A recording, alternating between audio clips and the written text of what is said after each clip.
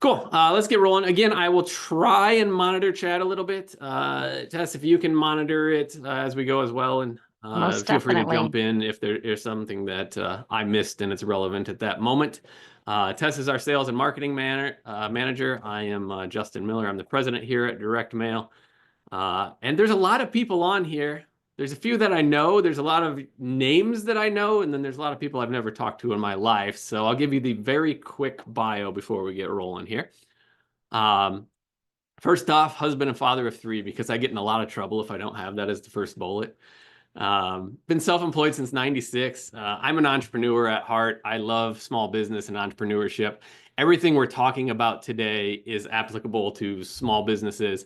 I'm going to frame it in professional service provider land because that's typically the industries we serve. However, it's definitely applicable to other industries as well. But everything will be service-based examples for today. If you are product-based, you will have to adapt and overcome the examples, but still promise the content is applicable at its core. I'm author of Jurassic Marketing, which is interesting because Jurassic Marketing was not the original name of this company. It is now. Profit 911 Consulting is the formal name of the company. And we have just devolved into this dinosaur enigma, and now there's dinosaurs all over the office and everything's branded, and it's a lot of fun. We have our Jurassic Park pinball machine here, and it does tie in well with direct mail too, because everyone thinks it's dead. Everyone thinks the dinosaurs are dead, but we are living both of them right now. And as soon as I can talk leadership into buying an animatronic dinosaur, we'll have one of those here as well. I host the Triceratops podcast, which is a mouthful to say, but there are, I believe, 50 or 60 back episodes now. If you really want to dig deeper into one of these topics, it's worth checking out that back catalog, and they're linked on our website finally. Speak used to be in person, a lot more webinars now than anything, but still travel quite a bit. Important note though, I am a Keep certified partner, and Profit 911 started as a digital marketing agency. So I'm not stupid when it comes to digital marketing. We transitioned our offerings based on what was working for our clients and working for us. And I'll explain shortly here why this is so different and how it sets apart from digital. It's not a replacement for digital, by the way. I still have respect, and digital has its place, and they work together. But we are 100% direct mail at this point as a service provider. And we physically print, mail, envelope stuff, millions of pieces right from this office here in Illinois. In fact, about 50 feet that way is our production shop. And they are looking forward to a delivery today of a new press that can do another 300,000 pieces a month. So we are very busy, and it's a bit chaotic around the office today, but that's not abnormal either. So it is abnormal that I'm down here on a Tuesday. Those of you that follow me know I don't typically work Tuesday, so I get some questions from staff like, what am I doing here? So, and there's all the fancy, celebrity photos and book titles. But you see Dan Kennedy there is someone I learned a lot from, Joe Polish, and some others. So enough about my formal background. I want to give you a little story of why marketing in particular. Where did this come from? Where's my journey? Because my first business was actually a mobile disc jockey business.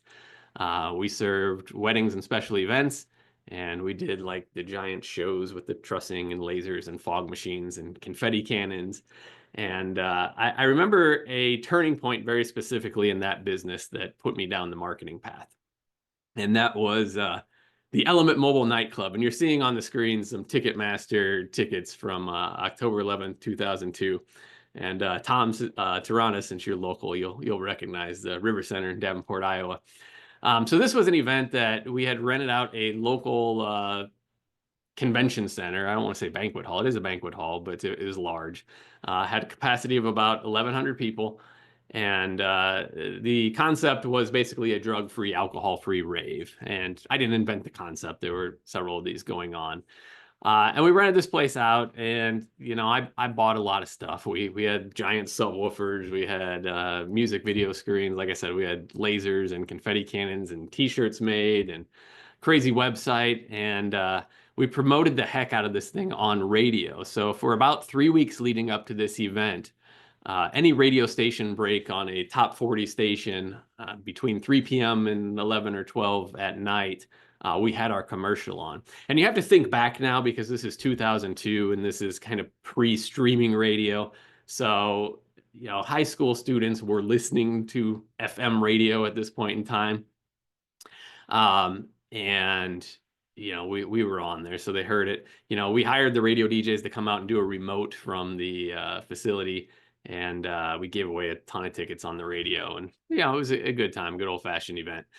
And I remember then that night we had that 7:30 call time where people were going to be let in, and we had them lined up, and there's a big metal steel roll-up garage door type thing. That's how you let them in. And that's where we had our security at, and we had our police officers standing by and all that fun stuff. We filled the place with the fog, and we cranked up the bass, and we're shaking the walls of the building. And we rolled up that door, and between 7:30 and 8, when there's supposed to be that big rush of people, we heard crickets. And I had about $10,000 invested in this thing, and some of it on debt, and I was young at the time. And I think at the end of the night, we had roughly 85 paid attendees out of 1,200 capacity and 10 grand invested. So needless to say, we lost a lot of money, and knew there was a piece missing besides radio marketing. And as an aside, there was one group that was disproportionately represented there. That was the press. We didn't get the students, but we got the local news stations and TV stations. And I still have the newspaper article from the next day, dating myself with printed newspaper again. But the title of the article was "Plenty of Room on the Dance Floor." So they took that jab, and I took it. But that was kind of one of the turning points where I decided I needed to get very serious about marketing. And we did do that event again in the future and make some money off it. But over-reliance on one media is one of the major outcomes of that we learned. And it doesn't matter what the media is. And that's why I say, even if you love the direct mail strategies we give you today, don't stop other things you're doing that are working. So as I learned I needed to do something, there's a couple of key people that came into my world. This is a gentleman named Dave D. Now, Dave was a magician turned marketer at the time. He was doing mentalism shows and magicians and doing birthday parties, and learned how to market them, became very successful. And I'm smart enough to apply things from other industries. And Dave came and actually spoke at a national convention I was attending. And I was probably 14, 15 at the time. And I bought something he was selling. So Tom knows Dave. Awesome. And Dave's become a mentor and was one of those turning points in telling me some things to do. And I do remember one of the things that he taught from stage, and I started from that day forward, was print newsletters, which is not one of the things we're talking about today, but it is one of our things we continue to do to this day. Dave eventually led me to Dan Kennedy, who a few more of you may know. Dan's kind of one of the OGs of direct response marketing. And I was in some mastermind groups there and studied under Dan for quite a while. And a lot of what we offer here has kind of that direct response built into it.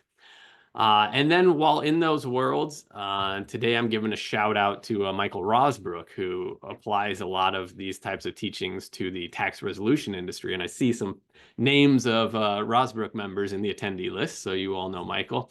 He's getting the shout out today because when we do these B2B referral campaigns, I'm going to be using some of his examples.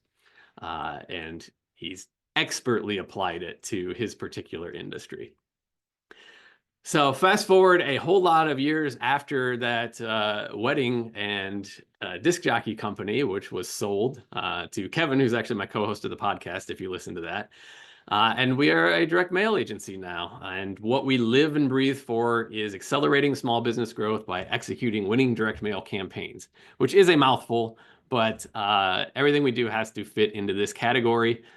We only serve small business and entrepreneurs, and I understand the challenges and struggles that go along with that, and we take them very seriously.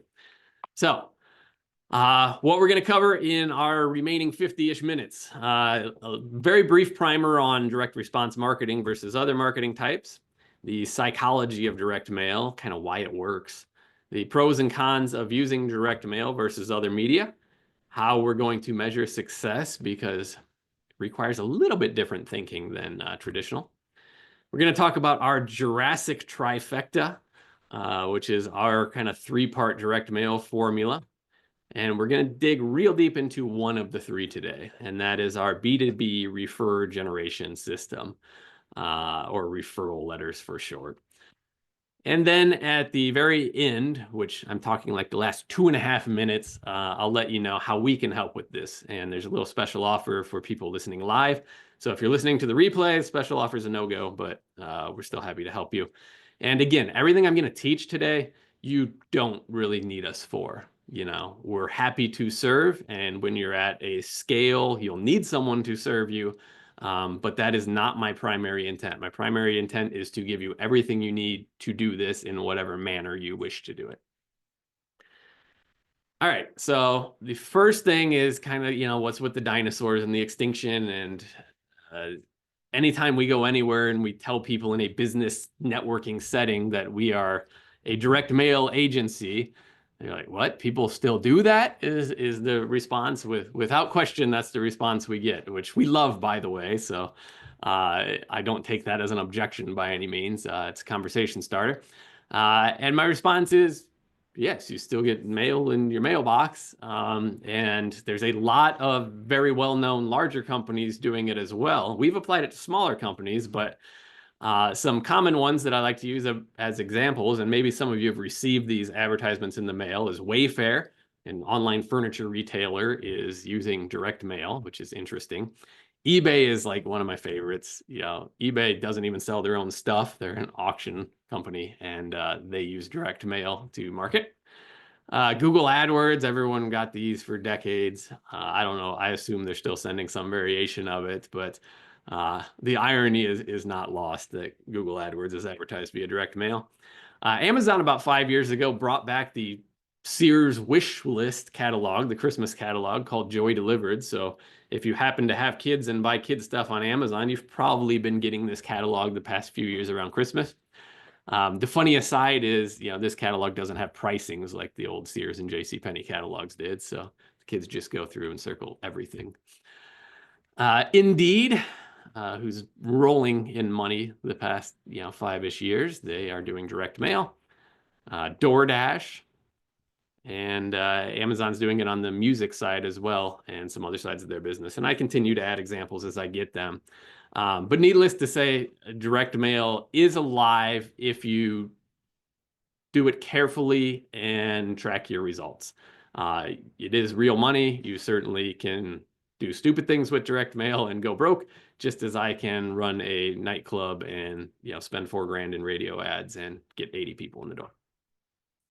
All right, so quick little primer on direct response marketing. This will be like the 3-minute version. So if you want a deeper webinar on direct response tactics in particular, by all means, let us know. Maybe we'll do it in the future.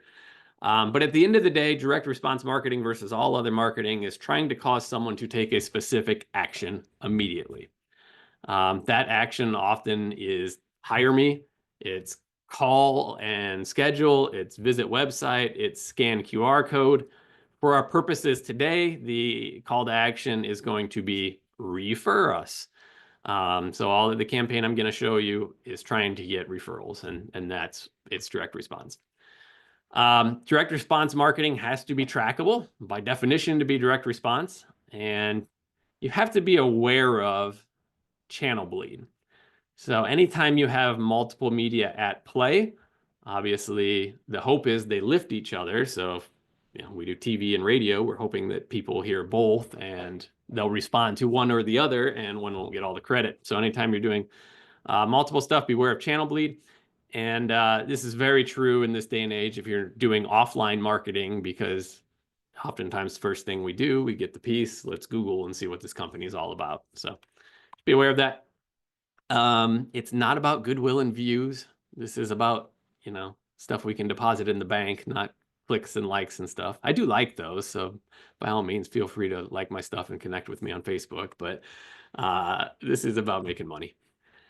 It's not for vanity. My favorite are like the TV ads where it was very clear that the owner just wanted to see themselves on TV. which is fine if you have enough discretionary income to do that, but most small business owners don't, or at least can't for long. And any branding you receive from this is a byproduct. Now, I am a bigger and bigger believer in brand as our dinosaurs take a life of their own. But we don't put it out there just for the sake of being funny. It's a byproduct of everything else we do. So that's your 3-minute primer on direct response. So let's dig into direct mail as the media for the direct response. So why does direct mail work in a nutshell? Number one, it takes space in their physical world. So if I look around my office here, I have things taking space from companies that I know. I have things that matter to me. It's a different relationship than an email sent today. So you guys have probably got 50 to 100 emails this morning, maybe more. You probably get a dozen or less pieces of direct mail, and they tend to sit around a little bit. Items of perceived and or real value. This has value somewhere in people's mind. They know that this costs money and it's real. It's a tactile experience. So depending upon what you send them, we'll do a future webinar on like shock and awe type packages or wow boxes. But just being able to touch and feel something is different. At the end of the day, it's building legitimacy. If you keep repeating via direct mail to the right list, they'll see you as reliable, trustworthy, which trust is often the hurdle in professional service businesses. So this is getting you over one of your largest hurdles to booking a client, selling a job, getting a project, whatever the case may be. And we're showing up differently. So one of the reasons it works so well is there's just very little competition. So if you can make the math work, which we'll go through the math and I'll go through some examples today, but if the math works for your particular service and there's enough profit margin in there to justify the media, it's very non-competitive. It's easy. You can be a little, I don't want to say lazy, I really don't, but you can because there's a little less competition. Now it's real money going out the door, so don't be lazy, but better retention, so people tend to remember better what they got. I can tell you the things of relevant companies I've got in the mail. I've very often forgotten about email marketing, even if I was interested in the product or service at the time that I signed up. And again, low competition. So we know in other media the lifespan is short. Email, it can be a few seconds, right? That's all you get. Radio, TV, it's the time you're forced to listen to it if you didn't change the station. Direct mail, according to Retail Wire, has on average a 17-day lifespan. And I'm sure this is highly skewed on both ends. Like you either throw it away immediately, which you have to be okay with, or sometimes it sits around for a very long sales cycle. But on average, it gets more attention. And it just gets your message a better chance of getting out enough attention to take action. Your message still has to be on, obviously. The target market still has to be right. But you're gonna get more time than you would in any other media out the gate. So use that to your advantage. Again, this is not a substitute for other media. And I truly believe in diversifying the media you use to create a more stable marketing and business environment for you, especially as the rules always change in different media.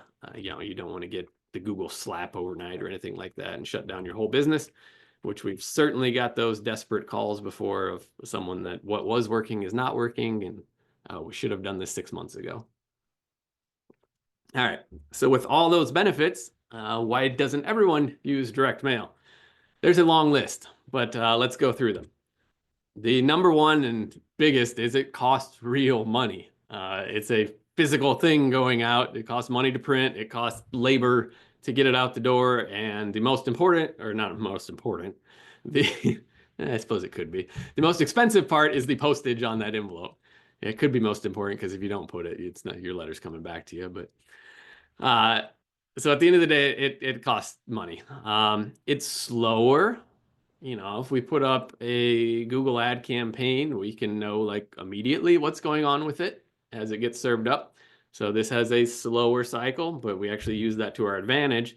The disadvantage of it though is tying up your cash longer. You're not going to get like that immediate, what's going on return in a couple of hours. So you got to be okay with the slower ROI.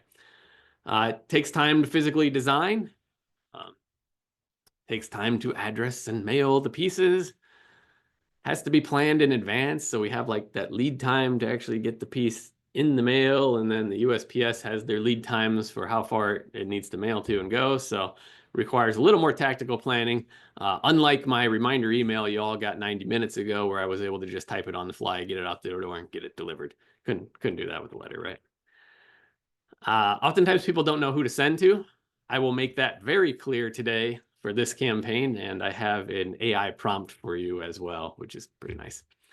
Don't know what to send. So, okay, we figured out who to send to, but what on earth do I say, or what physically goes in the envelope?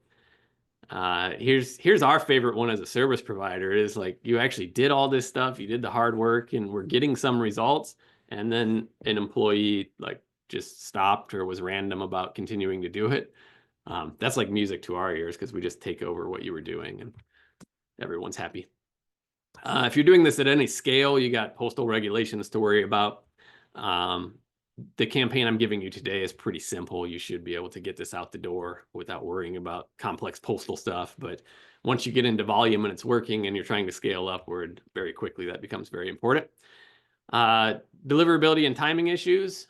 You get returned mail just like email if you're not careful or don't have a service provider that's taking care of that list for you. And occasionally there's random stuff. The USPS isn't perfect. They are 99.9 something delivery, but you get some weird stuff occasionally. We just got a package back in the mail that was sent 18 months ago. So you just have to be okay with a little bit of weird stuff. So bottom line, all those things combined together, it's a pain in the butt. It really is, but that's why no one's doing it. It's why your competition's not doing it. It's why we exist as a service provider, but it's also the benefit that keeps you showing up uniquely. All right, real quick, measuring success of direct mail. This would be a deeper topic for a direct response webinar, but I wanted to give you the highlights and top level things you should be looking for. So what makes success in a campaign versus failure? And the first one is these percentages. These come from my buddy Brian Kurtz, and it's 41, 39, 20. So the success of the campaign, according to Brian, is 41% dependent on the list you send to. So we're going to talk about who this goes to today. It's 39% dependent on the offer, physically what you're asking them to do or what price. The referral mailings they're a softball, they're a lob. So it's a very easy offer. That hurdle's pretty low here. And the 20% has to do with the creative, the format, the packaging, everything like that, the copywriting. So it's actually the lowest component, and it's where people tend to stumble the most. So list, offer, creative. If you can remember that, that's like more than most people consider, unless they're deep in this world of direct response. The next one is once you start getting into the world of direct response marketing and tracking, or if you happen to just be a highly analytical person, you start tracking response rate. Because it's, again, very easy to do in digital marketing, right? And often bleeds off to other channels in offline marketing. But, how many people responded versus what you sent out? So if we send out 1,000 letters, how many people called, emailed, etc. At its core, that's what the metric is. You need to measure it. There's a better measurement for direct mail, and it has to do with ROI, return on investment, how much money you spent versus what you got back. Which, here's the real metric you got to look at the end of the day. It's very easy to get tied up in the micro metrics, but the big one is money in the bank. Did it bring in more than it cost at a margin that is acceptable and scalable to you for the effort involved? Tracking, again, if you want to go in the wormhole of direct mail, you should be tracking. There's tracking phone number providers all over the place. Our account team, Tess, can recommend them. You can put tracking URLs and forwarders all over the place. You can do QR code tracking. You should be tracking. And you should be testing. And I put a little asterisk there because this is another fault points where people tend to get out over their skis a little bit. They start learning a little about direct response and want to split test and A/B test everything. And most of the time, they're not running enough traffic, or in this case, letters, to have statistically significant results. So yes, test, but make sure you're aware of, if it means anything. All right, now we get into the gold, the guts of today. This is the Jurassic Mail trifecta. You'll see this slide again in the future in other webinars as we dissect other areas of it. But we have 3 different types of direct mail we encourage people to do. And they are in order that we like to do them as well. And the first one is client newsletters. Client newsletters is a monthly contact piece that goes out to people that already know you. So past clients, current referral sources, warm leads, unconverted leads. Anyone that's already kind of in that circle would get a monthly newsletter in the mail to keep warming that relationship for you at scale, especially if you're like me and like one-on-one networking is, it's just not going to happen unless I'm put in a room where I'm forced to. This builds that bridge. So client newsletter is very important, not the topic for today though. Number 2 is the one we're talking about today, and these are our referral letters, and we will dig in depth here in a second. And then number 3, just because people would get annoyed if I didn't share what the third one was, these are direct sales pieces. Now, direct sales pieces are what people think about when they think about direct mail. So most people coming to us or contacting us are asking for number 3. Direct sales piece is a sales letter, postcard, some sort of campaign going to an end consumer of your product, asking them to buy or take the next step in your service. Important aside for number 3, it's the most difficult to make work. You have to have the largest stomach for testing and failure to get it to work. However, when you get your control piece working, it scales very quickly, very fast, and it's very exciting. Number 3 is not where we suggest most people start, especially small business owners, especially professional service providers. 1 and 2 are typically your starting point, unless you can stomach a ton of risk, and there's low-hanging fruit in 1 and 2. So we like low-hanging fruit. We want you to get results. We want you to scale and continue working and add things as you go. So referral marketing is the deep dive for today for the next 30-ish minutes. Again, feel free to ask questions as we dig into this, because I will get tactical here in a second. This has been high-level strategy so far, but we will get super tactical on the piece to where you can implement it today. This should be repetition to anyone that's been in business any length of time, but 92% of consumers trust referrals people they know. That obviously makes it easier to sell a referred person. So even if your sales team doesn't want to do outbounding and just wants to catch stuff, referral marketing is awesome for that. And that's music to Tess's ears, who's on here, because we would much rather spend our time dealing with warm inbound referrals than going out cold. Also, in addition to that, they stick better. They stick around longer. They're more likely to refer others once they're part of your business, which is even better. So you got like a self-perpetuating thing here. And according to Nielsen, that 92% just trusts. So the trust hurdle is often the biggest. You heard me say it earlier. I'll say it again. Getting over the trust hurdle is 90% of the battle to getting paid. And direct referral just accomplished most of that battle for you. At that point, as I like to say, the job is don't screw up the sale. So you want to continue to build the referral network. Now, in building it, important to note, all referrals are not created equal, just as all clients are not created equal. And this is the unique twist on referral marketing. So obviously, if a current client refers someone to you, you get 1 new client, which is great. It's not like overly exciting. I realize like if everyone did that, you'd be set forever, right? You get 1 more client. It's not great math to trust. But this is the type of referral marketing that almost everyone thinks of, is how do I get current clients to refer more people or more frequently? And this is not the intent of this referral campaign here. We are talking about B2B referrers. So referrers, not referrals. Meaning, who can I get that has my client already in front of them in quantity, and they can send me 2 to 4 new clients per year, forever? This is a completely different type of math that justifies a higher spend into marketing. It justifies a longer sales cycle. It runs entire businesses. So Tess has multiple clients that this is the only type of marketing they do. And I'm not talking only type of direct mail marketing. This is the only type. I'm also not suggesting it's your only type. I already talked about diversifying your media earlier.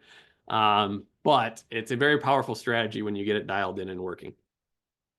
So, which is worth more? Obviously, a B2B refer relationship is worth more. Which can you spend more to acquire? B2B referrer. So this is what I'm talking about from here on out. It's a business relationship of someone that has your potential client type in front of them already and can send you multiples per year once you've established a referral relationship. Again, it takes a little time, but it's not a message most people are getting put in front of them. So if you do this strategy, you're likely the only one doing it. Even if you're in one of the industries where we heavily serve the industry and we do it all around the country, still the odds of your unique spin on it being repeated are next to zero. So showing up unique helps. So let's talk refer generation system. Again, who do you send it to? Companies serving the same clients. So I want you to think about right now, what professionals currently refer you business.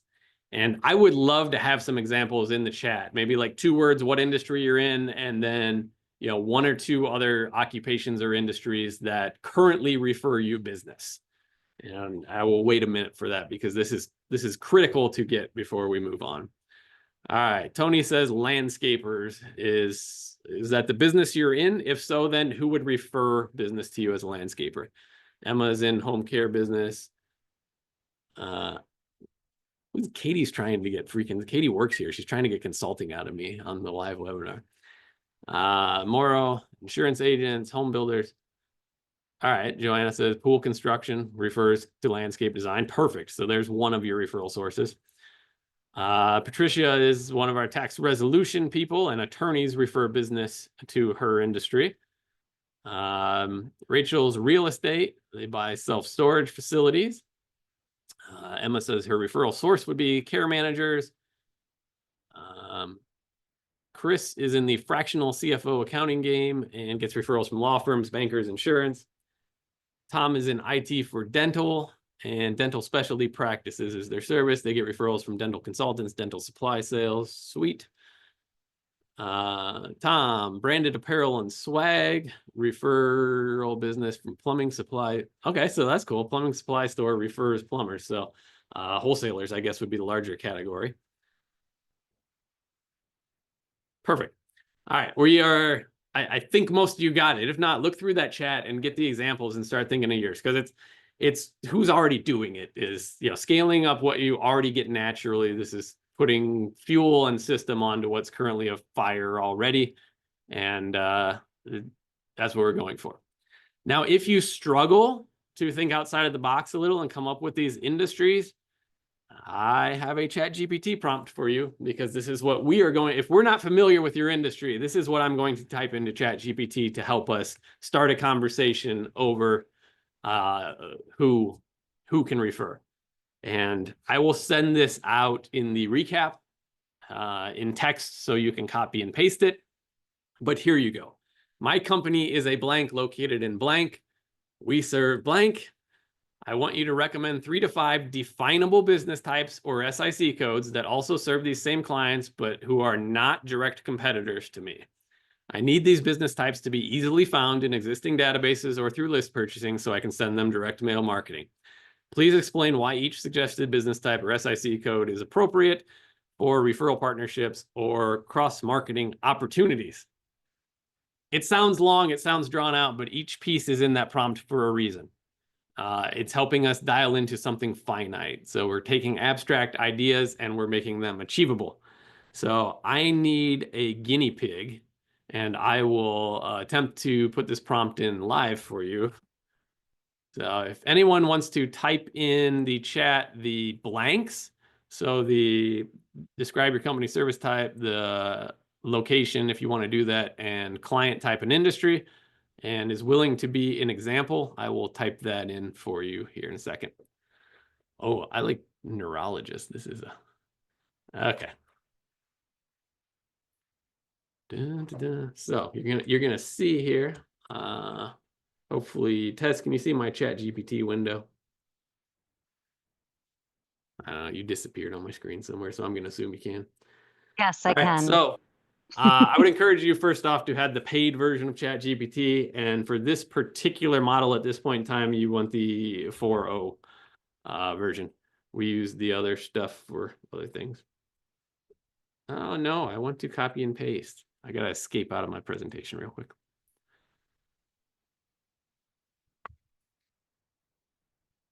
Nothing like a live demo here.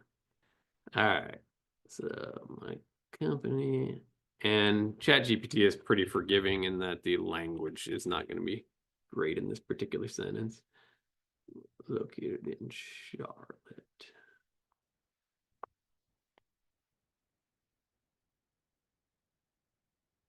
Emma, can you type in a couple of words on the we serve so to describe your patient type or industry? And I'll paste it in. We'll put this one live. Andrew says DeepSeek's another good AI tool. Yeah, the AI stuff evolves by the day. All right. So I'll take out the we serve and I'll put that my company is. All right. So let's go ahead and send this one through. And I'm doing this live because I want you to see the format that it kicks out the response in. And you might have to give it a couple of goes, but it gives us all the BS. But here, it's going to give us 5 very specific ones, including SIC codes. And the reason that that's important is because we can easily get the list. So we don't have to worry about finding the list anymore. So it's saying home healthcare services. Yeah, I mean, if you're looking to get, all right, so we skewed the example a little, Emma, it looks according to the chat. So, but we're going to keep going just for the sake of showing you how this works. So in this particular example, the way I typed it in, which says we're a neurologist and you were looking for referrals from neurologists, so you already had it defined. But if we were a neurologist, here's what we would want. So home healthcare services, SIC code, blah, blah, blah, tells you why it's a good fit. Medical supplies, assisted living facilities, elderly and disabled services, and PT and rehab clinics. So regardless of what you type in there, you will get something like this. It's up to you whether or not that list is, if it makes sense or not. So obviously, if you have 3 to 5 off the top of your head, go with those. If you're curious or you want some of the rationale and to think through it, you can use the Chat GPT. But that should give you some that are at least close to where you can get the rest of the way on your own there. Let me shuffle some windows back around. So again, I will give you that prompt in the follow-up email here for attendees. Just shuffling some windows. I haven't like seized up or anything over here. All right. So simple yet powerful. And as the AI gets better, it'll get even better. So AI understands direct mail, by the way. So you can talk back and forth with direct mail stuff. All right, so we got our who, we got our couple of industries or 3 to 5 industries, or how many industries you have may be dependent on how many you need to get a big enough list to make this worthwhile. So even in like my original business when I was 15 doing weddings, we had photographers, videographers, banquet facilities, wedding planners, and we did this type of marketing there. So, and I like Tom Ruan's example there, and hopefully I didn't butcher your name, but wholesalers of supplies, have his clients already in the store. So that's awesome. All right, what do we send them? Don't overcomplicate this. This is very simple what we send them. We send them a letter. We send them a brochure or pass along piece, which we'll talk about. And if we have them, we send them testimonials of the client type we're chasing. That's it. Now, what's in the letter is important. What's in the brochure is a little less important, but still important. Testimonials are great if we have them, but we've sent plenty of these campaigns without them, and it still works. So we're going to dig into those and give you the exacts. So this is what the letter looks like. I realize you can't probably read that on here. So I'll dig in a second, but there are 6 parts to a referral request letter, which is what this is. The number 1 is the problem or pain point, and this is twofold. This is the problem or pain point that the end client has that you serve, but preferably also a pain point that the person you're mailing the letter to has that the client is causing. And I'll explain in a minute with an example. The second one is we agitate the problem a little more. We stir it up to where, hey, they really should refer this person out. Then finally, in paragraph 3 is you introduce your company. Everyone wants to do that in paragraph 1, and this will not work if it's paragraph 1. It's number 3 after we've told them we understand their challenge. Then number 4 is disarm. I'll talk about that more in a second. And basically, it's overcoming objections. Number 5 is a very clear what to expect next step. Number 6 is how do they refer someone to you? That's it. So if you were expecting a 10 to 12 page sales letter and a massive project, you were wrong. This is simple because we're trying to open the door to a real referral relationship, which starts with a real relationship. So it's a very non-confrontational letter. It's establishing a mutually beneficial referral relationship. All right. So here's some finer points of this template. Focus on their problem. Their being twofold. Again, end client as well as the person you're referring. So this particular letter example, our tax resolution friends that are on here today are familiar with. As a primer for those that don't know the industry, there's CPAs and there's tax resolution people. They're not mutually exclusive, but the tax resolution folk deal with IRS problems. So when the IRS gets on your butt and you owe them a bunch of money, your CPA probably is not the best person to solve that anymore. The person that prepared your taxes is not. A specialist in tax resolution is. So this type of referral letter for them is going out to people that do tax prep saying, hey, you got this pain in the ass tax problem, let us help you, help your client, get them off your desk and refer over. So that's a twofold pain point for them. Second one, yeah, we just talked about that. Focus on helping them both. And then finally, introduce yourself. Don't get overly complex. Don't list every single thing you do. You can have a few things, but we're just trying to build a little trust that you know what you're talking about and that you understand the unique things going on. Disarm is the overcoming some objections. And in this particular example of the tax resolution CPA space, oftentimes the tax preparer is scared that if they send the client over, they'll never hear from them again and they're going to steal them as a tax prep client. So we have to address that up front because it's going to prevent them from referring. So anything that you know is a major source of friction between that handoff, go ahead and address it. What to expect, so give value. So it's when you send a client to us, we are going to give them X because they came from you. And X doesn't have to be money, it doesn't have to be discount, by the way. It's something of value.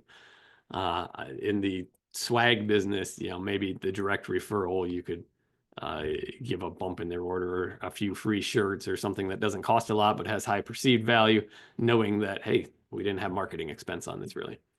And then finally, in the final paragraph is the call to action, exactly how is someone's supposed to contact you and what they're supposed to do.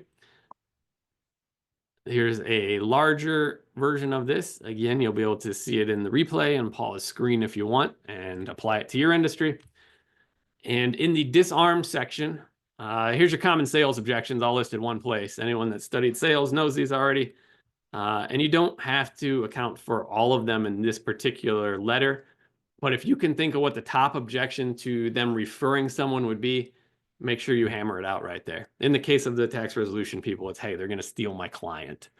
But figure out what it is for your handoff. Oftentimes, it's just a trust hurdle, and you can overcome that fairly easy.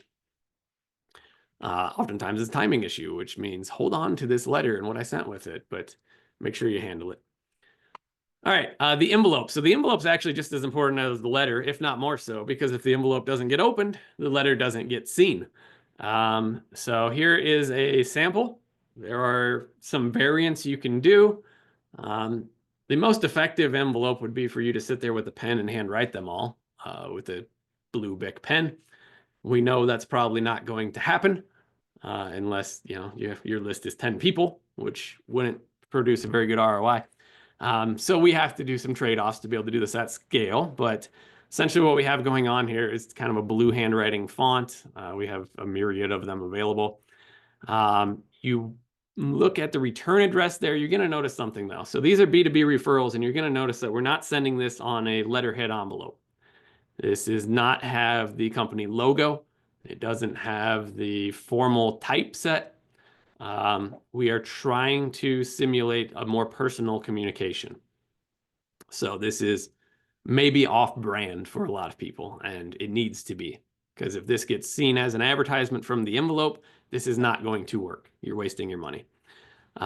So we don't include the company name and the return address. We don't include your personal name and the return address because it doesn't help get the envelope opened. They don't know who you are. Don't do it. We have a client and they may be on here today, but they're an attorney and they tested, which I encourage you to test things, but they tested, the practice name, the attorney's name in the return address, thinking everyone opens mail from attorneys. I would argue that assumption was probably right. However, it set the wrong tone for building a beneficial referral relationship, so the campaign failed.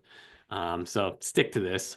You can test it later, but stick to something like this, and then make sure there's an actual stamp applied here, not a permit of any sort, not a meter that your office may have, nothing like that. That's the envelope. Then you need a pass along piece. The pass along piece is what they can hand to the person they're referring to you. And I recommend just a simple brochure. This does not have to be complex. It's only doing a few things for you. And the reason I recommend a brochure is several-fold. Number one, it's cheap. It's about the cheapest thing you could possibly put in there. Fits in a number 10 envelope, so we don't have to send more expensive envelopes. It doesn't weigh anything, so we're still under an ounce. We don't need more postage. And it passes the sniff test of being professional, authoritative. Since the letter is more personal, the envelope's more personal, the professional looking brochure is a good pass along piece. It's not going to make a sale on its own. It's the fact that it's being handed to them by someone they trust that makes the sale, and then it takes it from there. So simple brochure. Don't go crazy. Don't overthink it. If you don't have a brochure, we can help, or you can do one online at a bazillion places to get it designed, and we're happy to print it. All right, so now we know who we're sending to. Uh-oh, am I frozen? Hopefully not. I'm going to keep rolling in hopes Your that your image is frozen, but I can hear you. Could everyone else I'm hear good him? with being frozen physically. Yeah. Okay. I'm like a He's just dinosaur really good trapped at in standing time. still, I tell you guys what. I'm a dinosaur trapped in time. It's okay. Yeah, we can hear you just fine though. All right, cool. We'll keep rolling. You don't need to see me. It's not very impressive. All right, we have the who, the companies that are being served. We gave you the prompt if you're not quite sure on the who. We have what goes in the envelope. So the intro letter and brochure, you can stop there if you want. If you happen to have a list of testimonials or reviews, that's great to put in there as well.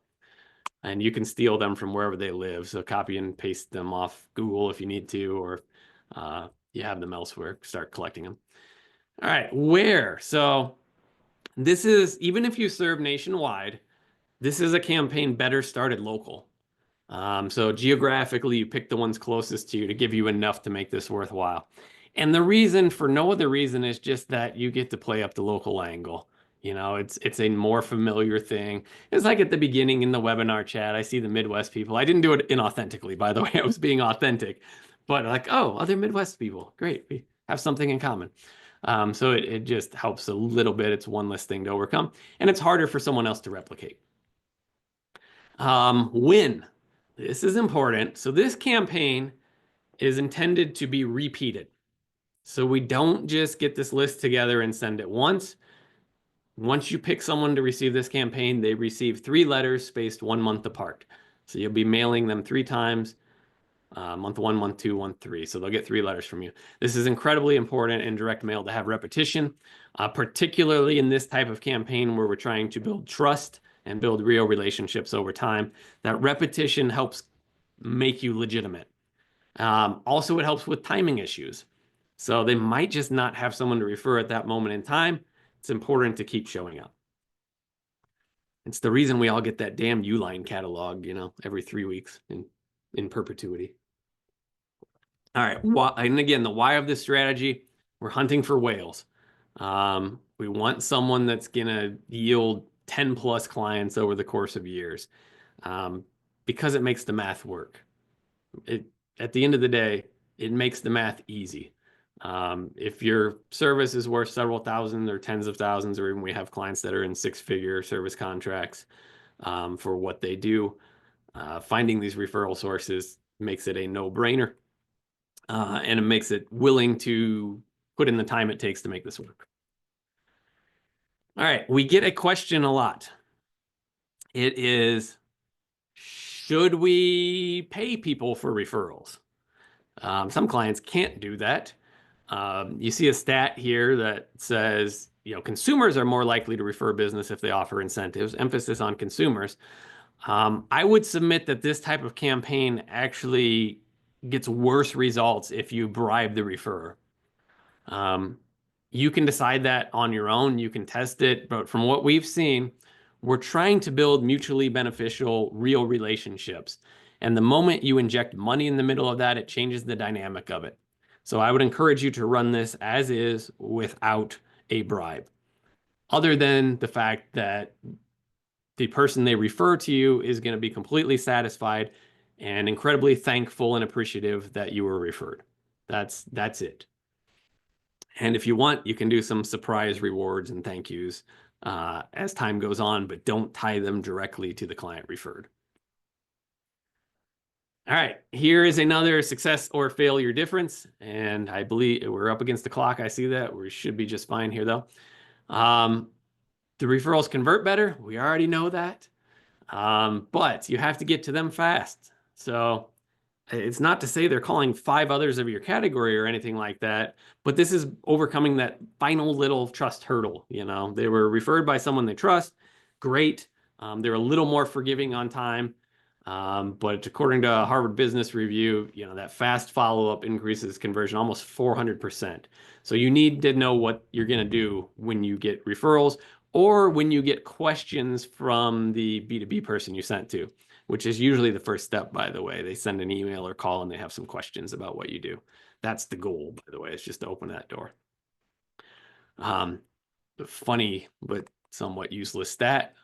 Might be correlation, not causations, but companies with formal referral programs experience 86% more revenue growth, according to the Wharton School of Business.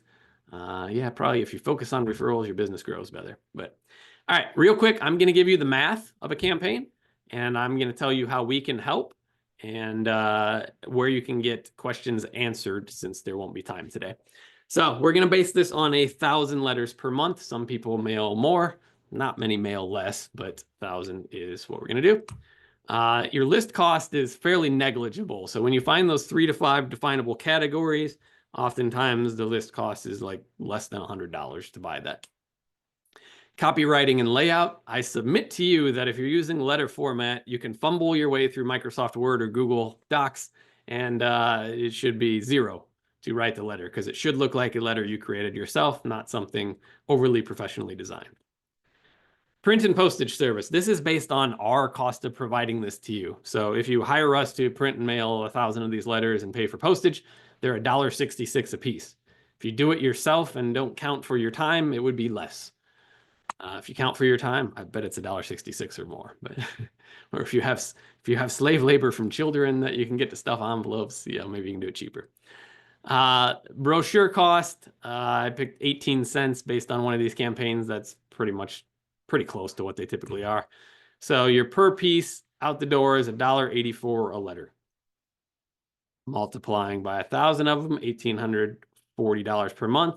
And if you do this consistently 12 months a year, this particular campaign, which could be the backbone of your entire marketing business, is $22,000 annually. Typically, we see people get results in their first campaign, and then this is just on autopilot. This really is running in the background and working, and that is the goal. What you should expect. Most people get a referral within the first 2 weeks, as long as they've dialed in who they're sending to and the message on that letter. You can expect that if you generate a good referral source over the next few years, you get 5 to 10 clients referred over. You can calculate your referral value based on what you sell and what it's worth. And the campaign break even typically is in that 2 to 3 months mark. So it's between that second and third mailing. If you break even out the gate in 1 week, more power to you. I want to set expectations that typically this is a repetition game. And then it's on you. It's building real relationships. It's not on take. It's give and take. And that's what we do at that point. Another useless stat I'll skip. All right. So here's what you do. You find the audience, you create the letter, and then you either mail it or leave it to us. Now, a little side note real quick. If you only are a local service provider, the amount you can mail is often limited by your lead sources. So you might not be able to mail even 1,000 a month if your ecosystem or potential referrals is smaller than that. So we can help you look at that, or we have a list tool on our website. You can explore that on your own if you go to jurassicmarketing.com and go to mailing lists. All right, so how do we make this work? We track, repeat, answer the phone. I can't tell you what a big deal that is. Leave nothing to chance, never give up. And when you get results and have capacity, increase spend. So at the end of the day, we are a direct mail service provider. We are hoping that you have excess capacity or ambitious growth goals. And our goal is to help you get there. And, when we show you results, we want you to expand what you're mailing. Repeat 3 times. Start with 1 tactic. So again, our 3 tactics were newsletters, refer letters, and in-client mailings. Increase budget as it goes. And important side note, cost goes up over time. So now is the actual cheapest time, always will be. The post office continues to increase costs. Supplies continue to go up. Next postage increase is July of this year if you're crazy. Or not crazy if you're curious. Yeah, if you're crazy and want to wait till they increase it, you can do that too. But yes, the post office has promised prices will go up again in July for a stamp. So here is your trifecta. And if you got what you need, you feel free to hop off, because now is where I spend 3 minutes telling you how we can help with this. And it's not like pitchy, so don't worry. But we do this for a living and we love doing it. So again, our passion is accelerating small business growth. So if you are a small professional service provider, typically we work with companies that are less than 50 employees. A lot of them are local service, but some of them are nationwide, and they all are US based or serving US markets. So we don't do international mail, we only do US. This is the area we play in, and all we do are direct mail campaigns. Here is our process for working with us on these. Number 1, consultation. You kind of got a group one here, but you're still going to want to do a one-on-one with Tess and her team. After that, they'll get you a contract for your first campaign. They'll spell out, how many we're sending, what the total cost is, what the timeline is, what we need. So there's nothing left to chance. Then you'll move more into our production area where we gather what we need from you. We get that list finalized. We get the letter templates, all that stuff. Once we have all that, we go into this kind of circle you see on the right, and your job moves over into production. There's a few steps. They all occur in-house here. Once it's produced, it gets dropped off to USPS, and we do reporting. Your account exec will circle back to you to see what results you got, and they can provide you mail-in reports if you're curious, or we have deliverability issues or anything like that. And then based on that call, we optimize it for the next round, go back to gathering, and we circle. At the end of the day, we want to get a repeatable process that brings in a steady stream over and over, which is what I promised you in the marketing to this today. Why our company? There's a couple things put together that are unique to us. We do everything in-house, from that concept all the way to producing the mail. So typically that's split between multiple companies and creates friction points at handoffs, and things get messed up. It's all here under our roof in East Moline, Illinois. Second one, direct response expertise is in our product DNA. So if you go in the direct response wormholes and you study Dan Kennedy or any of the likes, you're just going to learn what we already implement for you. So it's already built in here. And finally, we're on your team. We want to make it work. We want to work with you. We want to hear about results. We want to adapt and overcome going forward. The last thing we want is a one-off mailing job. Behind the scenes, the staff knows that, we really don't make any money off those. And if we didn't get your results, you didn't either. And there's no point in taking those on. Our guarantee, we are very timely. Job goes out when it's supposed to, or it's free. There are some minor terms in there, but yeah, we do what we say we're going to do here.